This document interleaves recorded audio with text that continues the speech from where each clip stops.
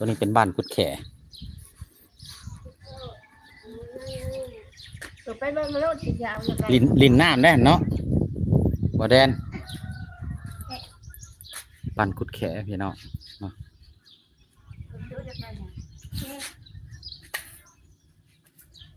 ไปจองเด้อให้เป็นตัดให้เด้อไม่รู้เด้อเอาตัวได้ลูกโอ้ดีเลย เอาตัวนั้น5,000เคพูดจักฮอตเคอีกเนาะไข่หนึ่งก็มีได้ไหมไง10,000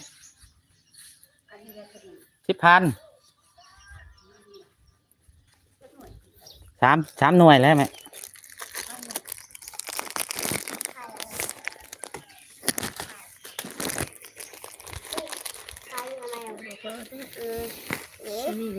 อันนี้5,000นะ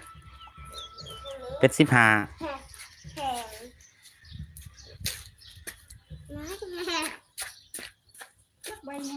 thank you Lucy thank you อันนี้ใบซิปอันนี้ใบซิปเอาใบหามาแล้วพ่ออันนี้ขอบใจด้วยแม่เด้อแม่นขอบใจสาวดาวและกาลูซี่ thank you so much ลูซี่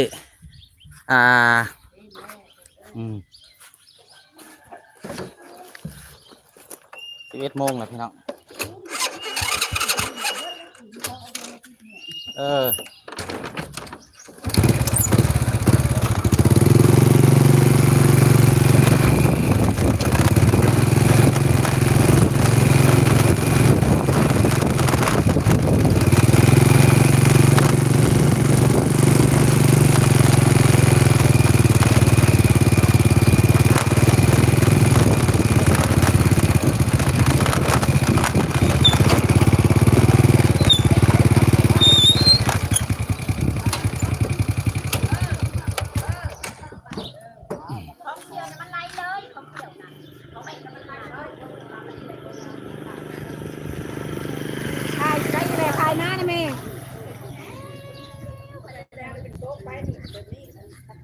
ขอบใจ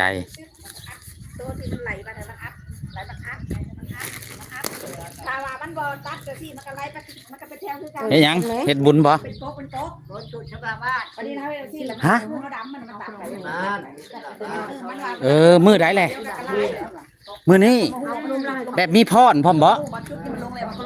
มีทอดน้ำมงมะเร็งบ่อันพรกองตุ้มหั่นนะแบบพรพี่หมอบ่แม่นบ่ก็เรียกว่ามีพรแบบบ้านอันห้วยเมากระกลุ่มพี่เงือกละลายพี่หมอน่ะบ่มีพี่ยังก็พี่เงือกแบบได้พี่เงึกแล้วขอพอดตะตุพี่เงึกอันนั้นเขาเอิ้นเนาะพี่เงือกมันเงือกเองมันเด้อันไหนตะตุนั่นน่ะพี่เงึกพี่หมอน่ะก็พอดตามหมอเขาน่ะอันนี้เห็ดพอดไปตามเชียงแคนเห็ดฮอดฤดูกาลละเห็ดเนาะอันนี้เนาะสูตรสำลักบ้านเพิ่นบ่ได้บ่อย่างอยู่บ้านยังบ่ได้สำลักใหญ่แล้วก็แล้วบ้านกระจายน้อยบ้านบ้านลงไห้ลงนาให้อยู่สูตรสำลักบ้าน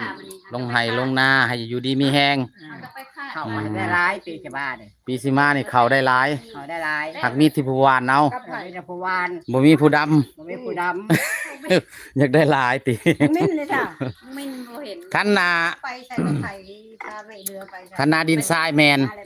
วานนะโลดมึงบ่ใกล้ดอกมื้อนี้มันก็จบแล้วได้เราได้หน้าเราบ่ได้หลาย100ปลายอีนายได้อีนายไม่ห้างไม่มาที่อ้วนๆน่ะน้าเราได้300อันนี้ได้หลายอันนี้น่ะยอมรับ3 โมงเราลงแล้ว2 คนมึงก็เราจะหอบเรา3 โมงเลยลงไปเลยเสียอย่าโอ้ยก็เฮ็ดตามดวงปู่เฒ่าดุเนาะเขาดุก็บ่รู้แล้วเฮ็ดได้นำบ่มีผู้เฮ็ดก็เฮ็ดไปหั่นแล้วขึ้นมาแล้วกี่เขาไปทำงานเอาเงินพร้อม